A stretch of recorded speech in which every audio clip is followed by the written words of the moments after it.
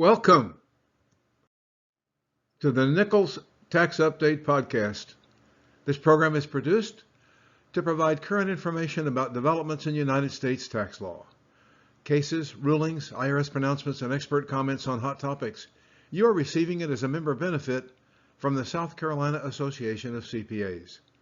My commentary is necessarily brief, and you should consult appropriate authority before taking a position on any item discussed in this program.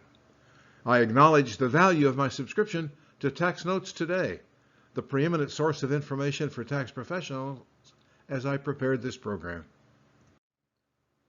What's in this edition? It was a quiet week except for a big dust-up on the deductibility of expenses paid with PPP loans. But our first item is a victory for a taxpayer, very unlikely, a doctor who materially participated in the operation of 5 restaurants and a brewery, as well as running a highly successful pain management practice in Southern California. And then the IRS is on the trail of syndicated easements and their promoters, referring practitioners to the OPR. Finally, I want to talk about 2 IRS, a notice and a revenue ruling last week, addressing the deductibility of expenses paid with PPP loans. On the subject of material participation, the case of Gurpreet Pada hinges not on the traditional material participation, but on establishing material participation through several significant participation activities. The doctor had a very successful medical practice. He financed and participated in a series of 5 restaurants, bars, and a brewery. All of them had substantial losses, eventually closed. This is 2010, 11, and 12. But there were several in operation at the same time. The doctor had a very efficient assistant who had a financial interest in the success of these restaurants and the brewery, and could not be allocated any losses, but could have been allocated profits. And she kept a very detailed record of the doctor's trips to the restaurants and bars, the time he spent selecting the decor, the time he spent laying out the menus. So she had all of the information in a log that needed to prove that he participated in each of those activities for more than 100 hours in each year. That was enough to establish that each activity was a significant participation activity. Now, there were 6 of them, so more than 100 hours in each. That's more than 500 hours in the aggregate of the significant participation activities, and that's all it took to establish that this good doctor could claim a deduction for almost $1 million in losses over a period of 3 years. Now, it's interesting to note in the various commentaries, the speculation is that the only reason that the good doctor got away with this was he had the log, and by the way, there were 12 credible witnesses who testified on his behalf that he in fact did spend all of this time engaged in the activities of the restaurants and the brewery. You can't make this stuff up. Next, don't touch syndicated easements. That's the message. This article by Kristen Perillo and William Hoffman appeared in Tax Notes Today last week, sharing with us the news that the IRS is referring some practitioners to the OPR if they determine the practitioner has been essentially a promoter or part of a promoting group, promoting charitable contributions of syndicated easements. The referral is being made as soon as it's clear that a practitioner aided or abetted in understating tax through one of these abusive schemes. If you are one of those practitioners, repent. Turn back. Change your ways before your ways are changed for you.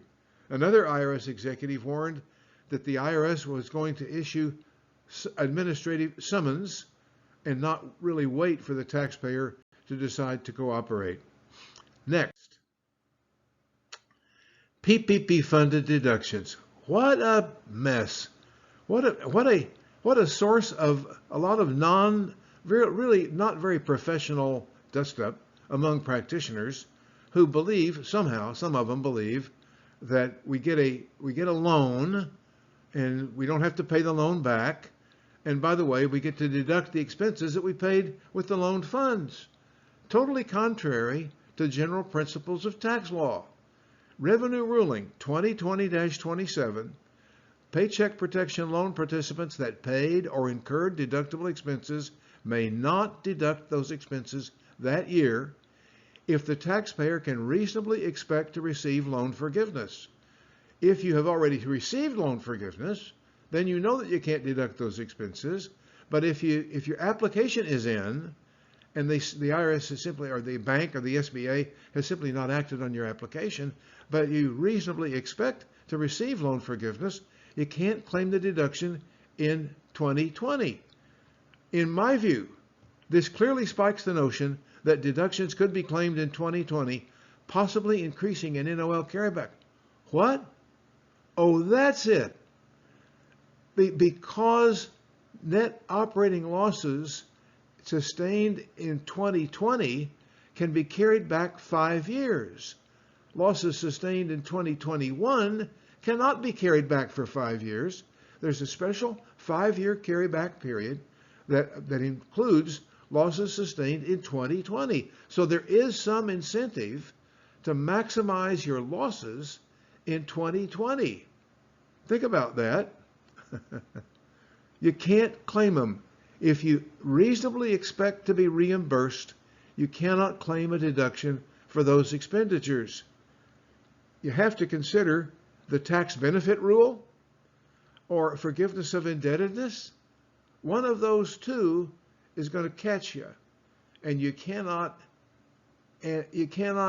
anticipate, you cannot ignore the anticipated forgiveness if you've made the application, if you have no impediment to forgiveness of the loan. Now that's the revenue ruling. Here's the notice, revenue procedure, I'm sorry. There's a revenue ruling, now we have a revenue procedure.